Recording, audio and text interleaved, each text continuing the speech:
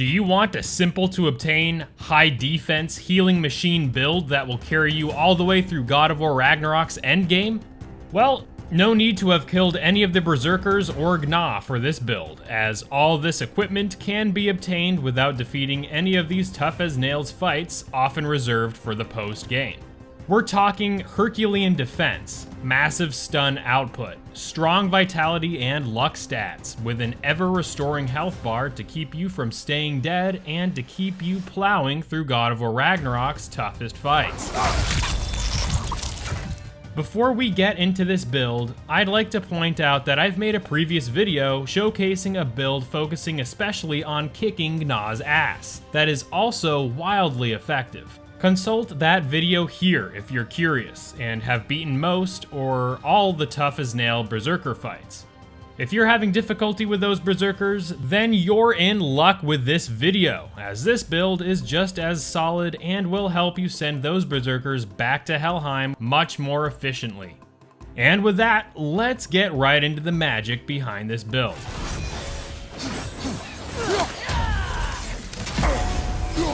Starting with armor, your chest armor is vital to the foundation of this build's rock-solid defense. The Steinbjorn Placart has that rock-solid defense stat needed to help you survive these upcoming fights, with the more challenging berserkers and Gna sporting a 190 defense stat when fully leveled up. The Bloodthirsty Retaliation perk is excellent, because Kratos' attacks will restore some lost health for a period of time after a significant amount of damage has been taken. You gain access to this coveted armor set once you have defeated a few of the slumbering trolls found throughout the 9 realms. Let's take a brief look at where you can find these stone trolls, as killing them also serves their use for giving us one of the best enchantments in the game. To engage in these fights, you will need the mystical heirloom relic, of which you can obtain by using your Dropnir spear on some frozen debris just south of Tyr's temple in Midgard's frozen Lake of Nine. Once you have this heirloom, equip it and head over to the derelict outpost area in southwest Midgard, as shown here on your screen. Use your mystical heirloom relic next to this stone troll. Kill it, collect the loot, and travel to this location here in northwest Alfheim in the Forbidden Sands. Kill the troll here, then travel to the final location in Vanaheim, as shown here in the area of Noatun's garden, to awaken these 2 trolls that you must fight together. After 360 no-scoping these trolls, congratulations! Now get to your nearby blacksmith to craft this beautiful chest armor.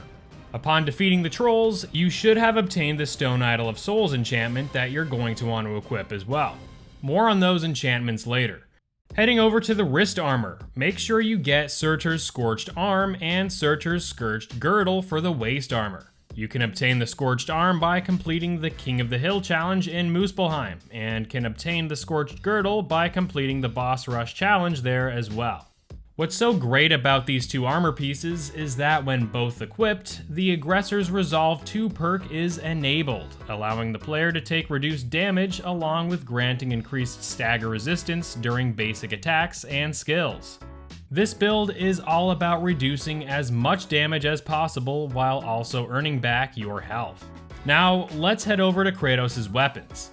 Try to get your weapon levels up to 9 if possible. I know there are weapon upgrades that can only be obtained by killing some berserkers, notably a Frozen Flame Leviathan axe upgrade dropped by the Gank Squad, Sveipdagr the Cold, and Sisters of Ilska, hope I said those names right, dual fight in the Barrens of Alfheim. If you're having trouble with this fight, follow the rest of this guide and then attempt this berserker, along with the rest of the game's optional bosses with this setup, as this should greatly reduce the challenge they may be presenting to you. For your Leviathan axe, I recommend the Grip of the Fallen Alchemist axe attachment, especially for its strong spread on strength, vitality, and luck, along with the Serpent's Health Burst perk, giving you a high luck chance to get a health burst from the Serpent's Snare skill, which is holding the R2 button for the strong attack. Make sure you use this attack frequently for some good damage and a possible boost to your health. You can obtain this axe attachment in a legendary chest in Pilgrim's Landing in Vanaheim. I went with Hell's Touch for the light runic attack for its short cooldown and awesome stun stat. and Ivaldi's Anvil for the heavy runic attack for its good reach and damage. Now for the Blades of Chaos, I definitely recommend the Pommels of the Nine Realms for its good spread with runic, vitality, and luck. This pommel can be obtained from the Berserker fight in Pilgrim's Landing in Vanaheim, but don't worry, as this fight is much easier than many of the other Berserker fights. If you don't want to go with that pommel, then perhaps my favorite pommel in the game is the Hardened War Handles for its great damage and L2 plus R1 attack. You can get this with the legendary chest next to the Berserker Gravestone in the Forbidden Sands in Alfheim. For the light runic, I went with the Cyclone of Chaos for the great stun and the Meteoric Slam for the heavy runic for its impressive AoE. Now, for the Dropnir Spear, go for the Charging Assault Sarauder for its awesome defense stat. You can craft this bad boy upon completing the main quest, Forging Destiny. I went with Mountain Splitter and Vinsvaller's Windstorm for the spear's light and heavy runic attacks respectively.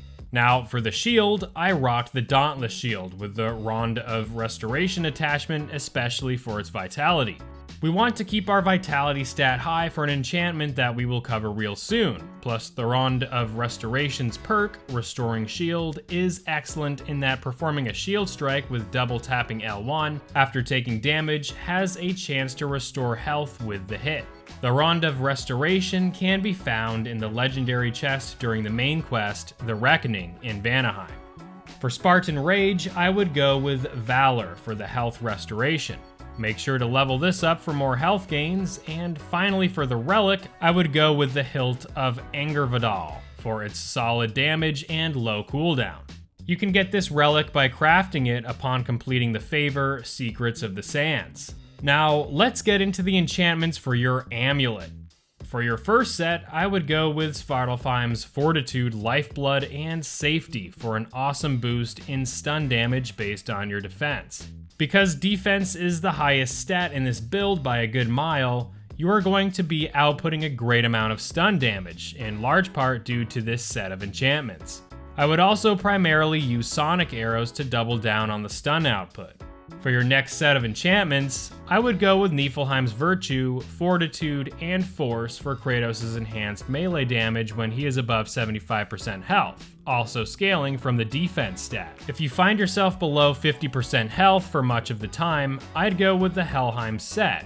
And finally, I went with the Crest of Desperate Heroics for its last resort-like perk of granting a barrier to Kratos and a buff to strength. This can be obtained upon completing the favor Casualty of War, the Brooch, in the Plains area of Vanaheim. I would also go with the Greater Regenerating Essence for your next enchantment, as this adds a decent, constant regeneration of health, both in and out of battle, which is incredibly important during the game's many difficult fights. This can be obtained by killing the Slaghorn in the Path of Destruction favor in the jungle in Vanaheim. And finally, definitely rock the Stone Idol of Souls for its Soul Steal perk, giving Kratos health and rage gain for a few seconds after using a health stone or rage stone. This becomes incredibly important in boss battles, as this can greatly replenish your health and rage bars mid-fight. Now before we wrap up this video, let's talk about Freya's setup for a bit. I went with Steel Harmony for her runic summon for its exceptional stun stat. I'm also rocking a fully upgraded Thrungva sword for its stun damage. As for her accessories, I am using Runestone Refinement, Sonic Aftershock, and Sonic Attunement for their stun and Sonic Arrow damage. Remember to upgrade these accessories at the blacksmith, as these little things can go a very long way. Now, with this build all assembled, you should be about as solid in defense and health regeneration as one can be in this game, with the impressive stun damage output needed to help greatly slash through those late game bosses' health bars. If you've made it to the end of this video, then throw yourself a massive rager, because you've more than earned it. Again, this build will definitely assist you in many key areas, but the key to every fight is to learn your enemy's attacks and to respond accordingly. There is no easy way around difficult encounters, but this build, with practice, should set you up with greater success with that endgame content. Make sure to hit that like button if you enjoyed the content and subscribe if you loved it. Let me know more areas you'd like some help in, or content you want me to do with God of War Ragnarok, or any other game for that matter. View this video here if you want a kick-ass build for Gna, utilizing some of the best gear in the game, obtainable after falling the Berserker bosses. And with that, thank you for all the wonderful support, and I look forward to seeing all you good people in the next video. Peace!